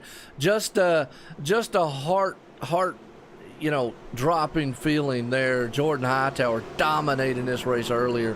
Just got caught up in a wreck along with Mike Kelly there. So, you gotta hate it here as we're getting set to go back green flag racing. Pace cars in. 74 gets a good jump. Oh, E.J. O'Rourke spun the tires. Going to let Malik Ray right there and Justin Fuller. Well, I'll tell you what, I told you. And now that's what Bobby Terrell wants to see. Those guys get up there and hammer on that 74. Yeah, Malik Ray looked like he anticipated it perfectly. Fuller, not quite as much as Malik Ray, but Fuller got a better restart than EJ. Went 3 wide, and look at those 3. Guest, Ray, Fuller, nose to tail there. 1, 2, 3. Man, they are, and they are inches upon inches. Here comes the 51 on the inside. Malik Ray's trying to see what he can do on the high side. Can't quite hold it, but I tell you what, if the 74 ever thought he had anything, he's probably going to have to use it now because those guys behind him are hungry. And again, if he loses, I'm going to just say this, Harrison, because I believe we're sitting where Bobby Terrell is running a caution, but where Bobby Terrell said, if Michael Guest loses the second spot, he might be out of that top 10. And I don't know if you got a good look at what happened on the caution there. Ooh, it looks like it started around the 9 truck. Bobby Wetzel got loose late on late exit. He was a bit tight coming through 1 and 2, and then had a lot of wheel. It came right around coming out of turn 2. All right, well, let's go back here. Oh, man, I tell you what, the 91 back involved in it again there. Just not the night he's wanted here. As we're watching this replay here for the viewers, is like you said, we're watching Bobby Wetzel right there in the 9. Yeah, just a product of what we've seen all night long. Losing it coming out of turn. Oh, Steve, nowhere to go. Rick McBride gets by.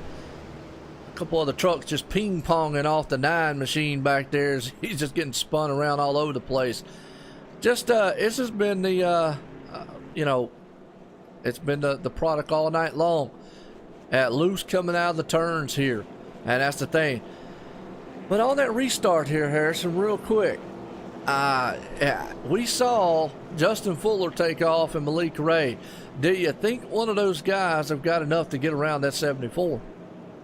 I think they do, because I tell you, when Michael Guest was coming through this field and passing a lot of cars, it wasn't very easy for him, and it seemed like he could get by somebody, and then guys like EJ, a few of these drivers were holding pace with him. And so I would be a little bit surprised if he's able to get away from the field.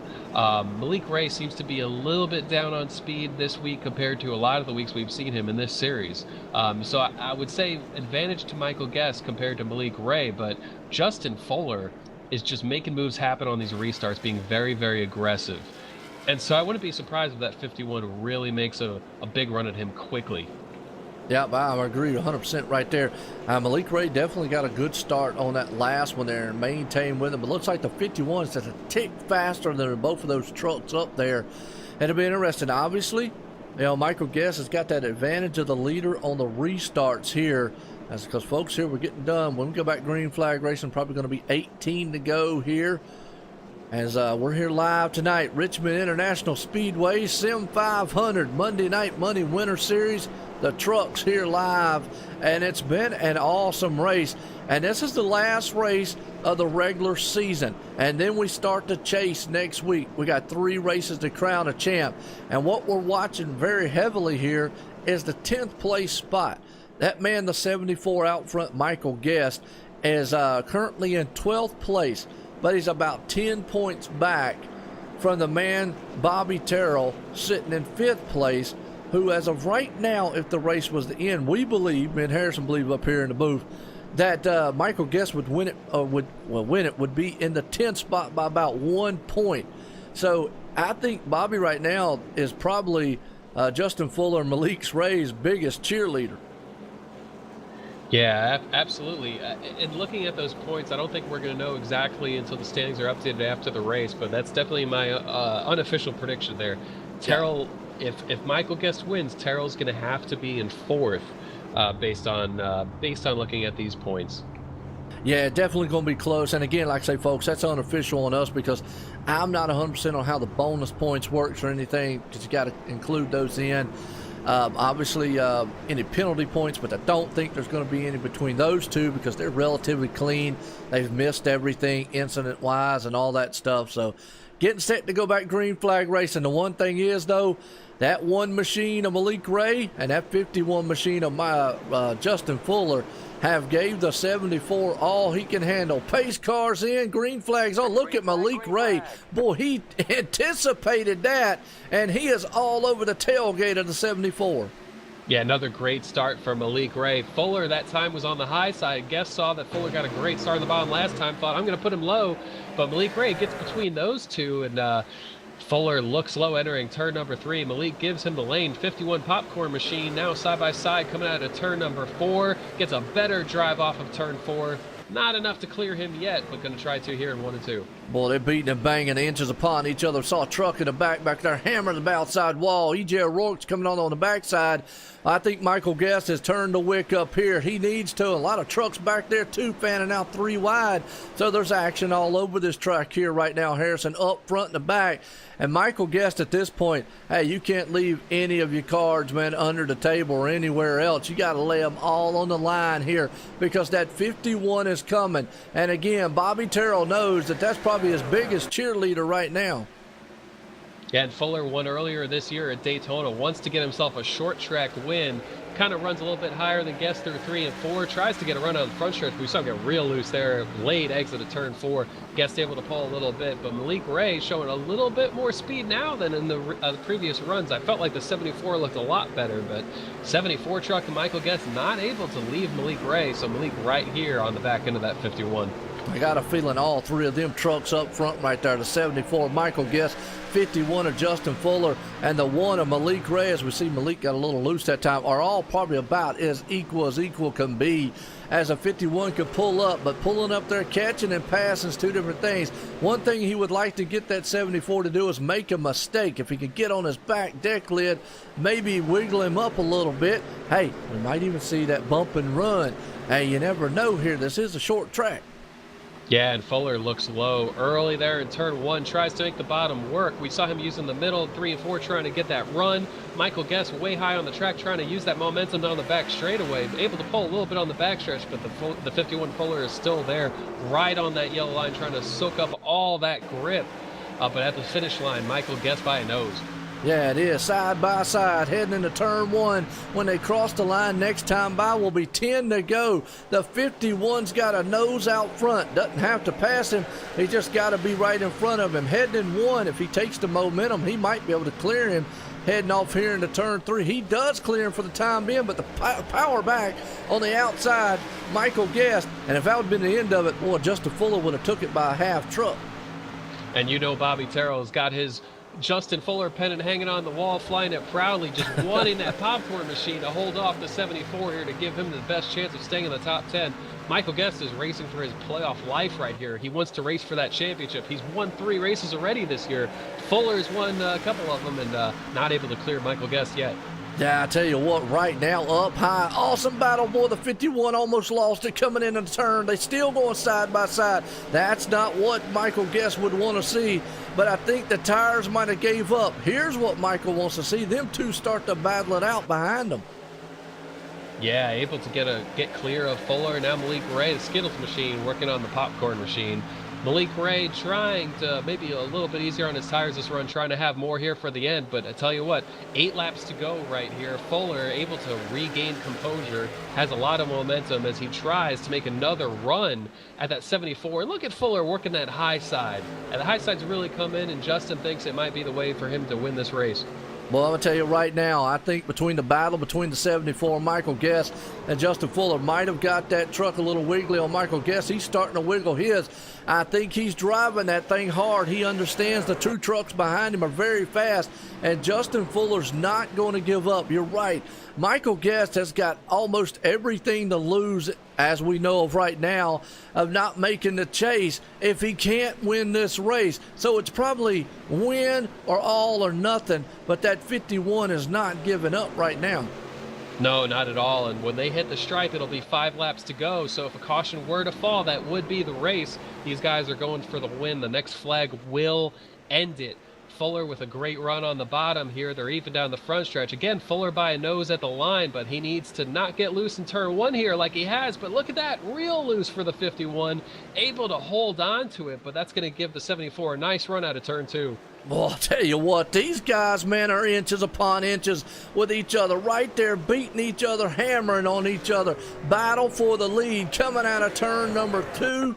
Actually 3, 4, my bad. As they cross the line, caution's out. That's going to end it, and Michael Guest is going to win this race. Wow, what a finish. I know Justin Fuller probably wanted to see this thing end under green, but man, what a battle between those 2 trucks up there.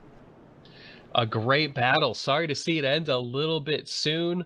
I'm going to look at the math real quick. I do think Michael Guest will be on the bubble for the playoffs, be the last guy to get in. And if my calculations are correct, I'm going to do them real fast, but he would be in by 1 point because Bobby Terrell 5th. Maybe we can get a hold of Joey Katina before we get off the air. But yeah, unfortunately, Glenn Campbell coming out of turn, typical all night long, coming out of that turn, just lost it, looped it around. But you can't take anything away from the battle we saw up here from the 74. Now this might actually, while they're going around here pacing for the next 3 laps, maybe we'll find out. Joey Katina and all them, maybe we'll find out if he knows who actually will take this one. Maybe he can calculate for us here. You know what? Looking at the point standings, I was under the impression that they were exactly like NASCAR's. You don't have that 3-point difference between first and second. I do believe Bobby Terrell is going to be position number 10. Yeah, and that's what I was thinking of before. So I wasn't 100% if they just went off the normal NASCAR 1, 2, 3 position. And if they do, it's going to come down to the bonus point of leading the lap. And obviously, if he gets anything for winning the race. I just sent a message to Joey Katina to let me know if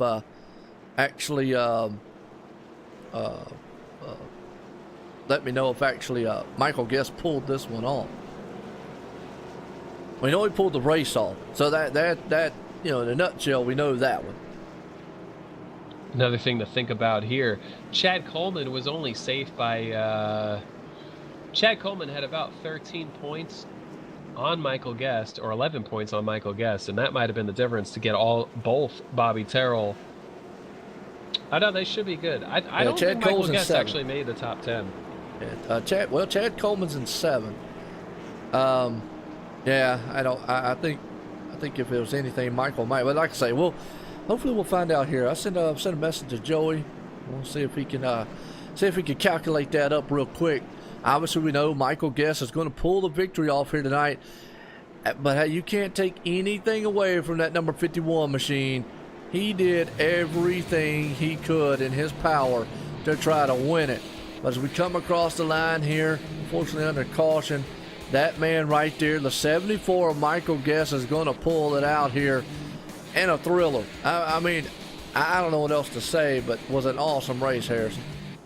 Yeah, and an unexpected result, even though this will be his 4th win of the year. Michael Guest didn't look like he had the speed to win this one until the complexion of the race really changed halfway through, and he had to win this race, and he did.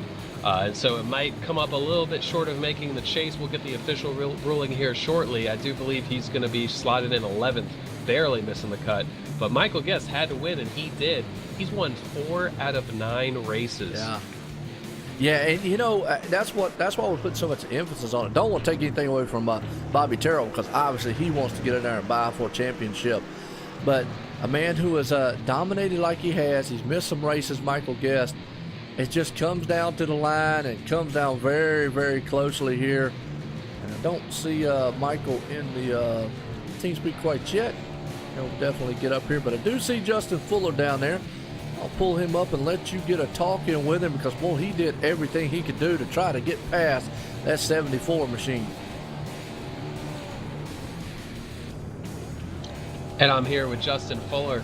Justin, runner-up in this one, I tell you, I haven't seen Richmond look like that in a very long time, if ever, in iRacing. And that looked not only fun to drive, it looked hard to drive, extremely loose. Describe how your truck felt tonight. Oh, I mean, it was terrible in practice. I did not like how it drove at all. But once the race got going, the track rubbered up. It was actually pretty good. You were able to move around. Well, Michael Guest closing in on me on that one long run that we had, and he was running the top both ends, so I tried to move up, and it wasn't really working for me on 1 and 2, but 3 and 4 was really good. So I went back to the bottom 1 and 2, top in 3 and 4, and it ended up being really fun. Jordan Hightower had the field covered, man. Between him, me, and Mike Kelly. Well, I think Jordan was number 1. Mike and I were number 2. Everybody else behind us, I don't know. It was kind of a mixed bag back there. I don't really know.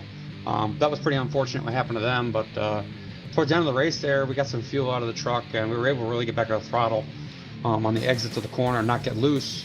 It was giving us a big run, and the truck drove really good. And I think it showed. It's just the tires get too hot on the bottom, and it's pretty tough to pass. And unfortunately, of course, the race ended just a couple laps prematurely there, with the caution coming out with just a few to go. But looking back at that lead battle, is there anything you would have done differently? I don't know. I knew Michael was. I don't know if he's gonna make the chase or not. I think he's gonna be close. They haven't updated the points yet, at least on my end. So I didn't want to take him out of that. I mean, he worked hard to get up there. But I definitely wasn't just trying to let him win. I gotta go back and watch that replay, because I know I was sideways on him a couple times, and just trying not to wreck him. You know, especially if he makes the chase. I don't want any bad blood spilling over into the chase, and then each of us racing each other even harder.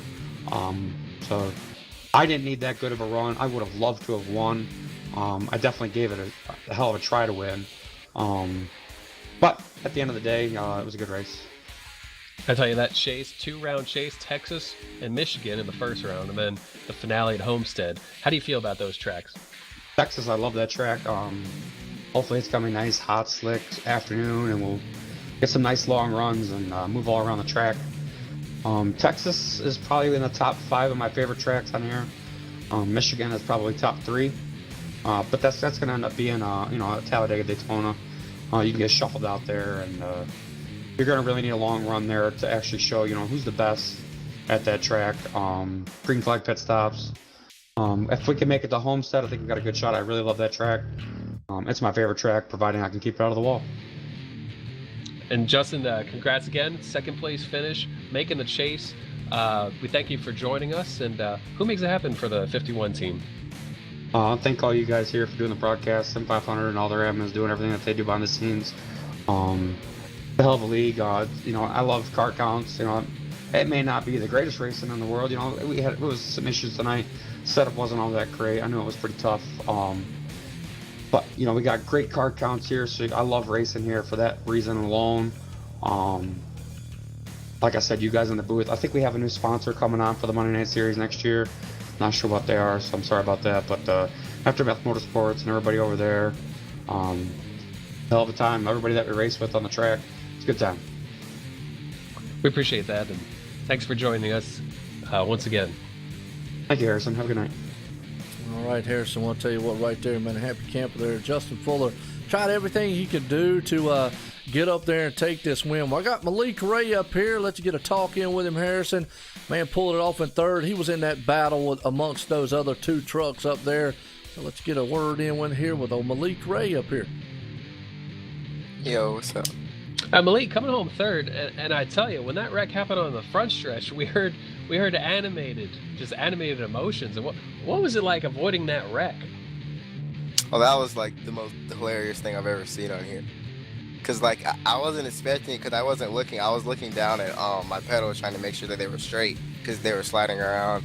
And then guests started talking, and then all of a sudden I see a car that's smoking coming up into the track, and then everyone got destroyed. And I thought that Guest and Justin were going to be involved, but they both missed it too somehow.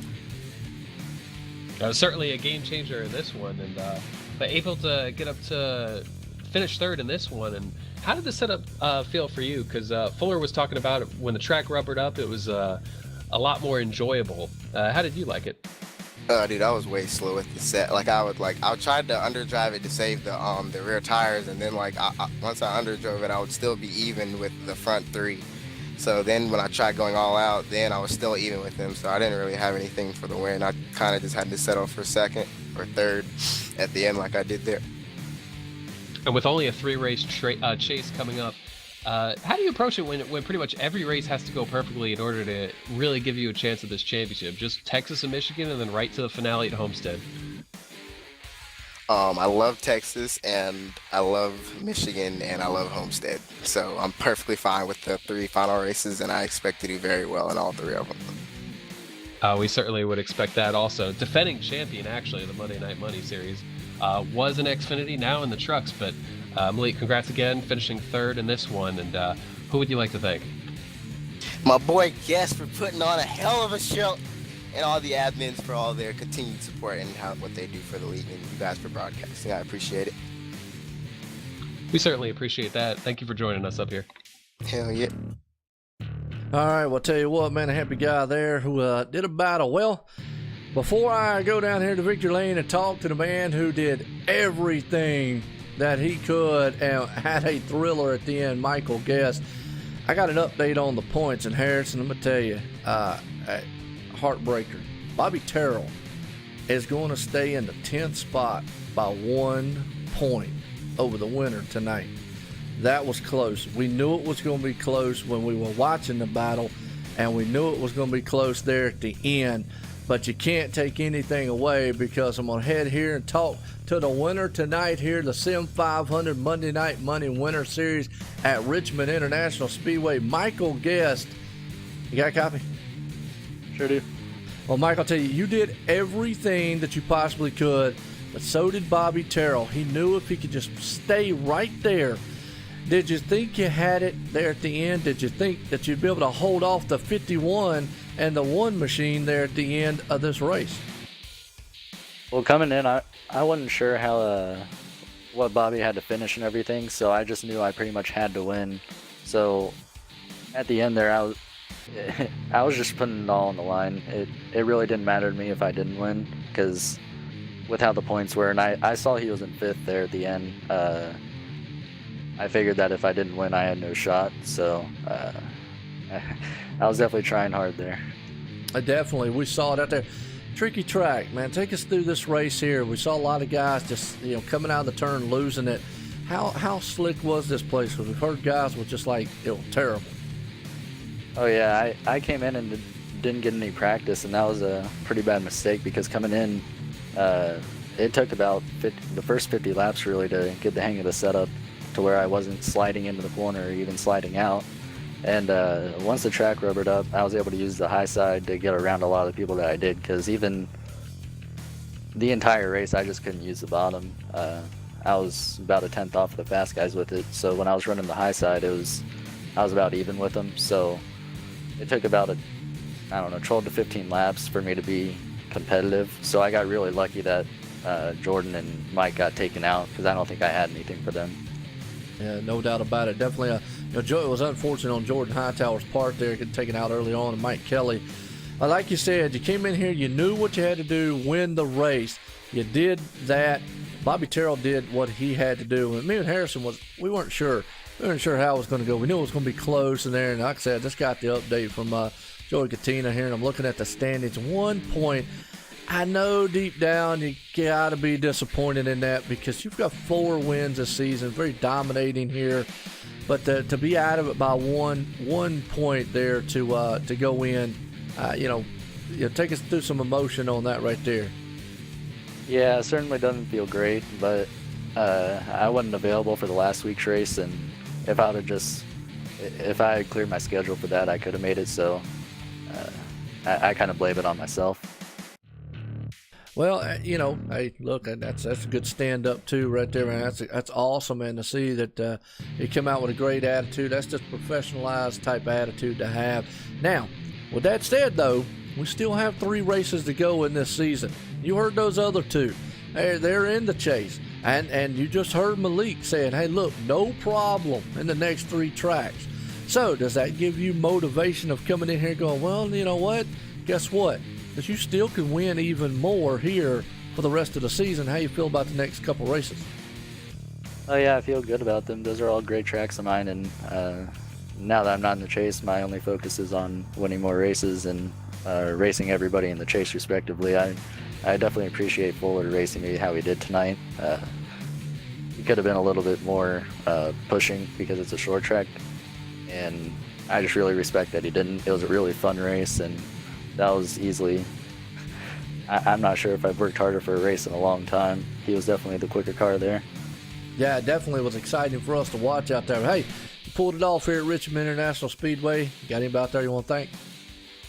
Yeah, this league, the Sim500 guys, you guys for broadcasting it, Racer Boost, and Brooks for painting this one-off car in the Chevy.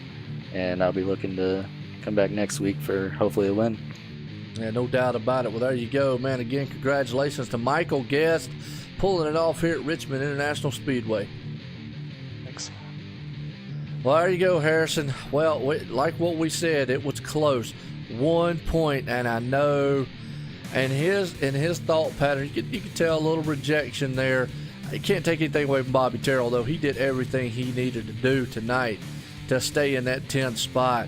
But, man, what a race. Got any thoughts on this thing, final thoughts?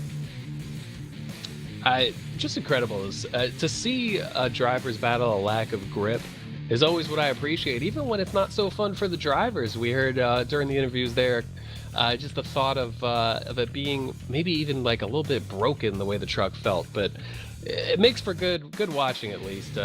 Short track, a little bit of craziness, but a fun race to watch and a lot of battling to watch, so I enjoyed it. Yeah, from the green flag to the checkered here at this one, it definitely was a thriller. Appreciate everybody coming out and watching this thing because, hey, next week we start the chase, 3-race chase. And it's set. 10 drivers are going to start. We're going to end up with 1 as a champ by the time we're done with it at Homestead at the end of this season. Well, as always, I want to appreciate everybody coming out. Until then, I'll see you, man, next week and tomorrow night. Everyone have a good night.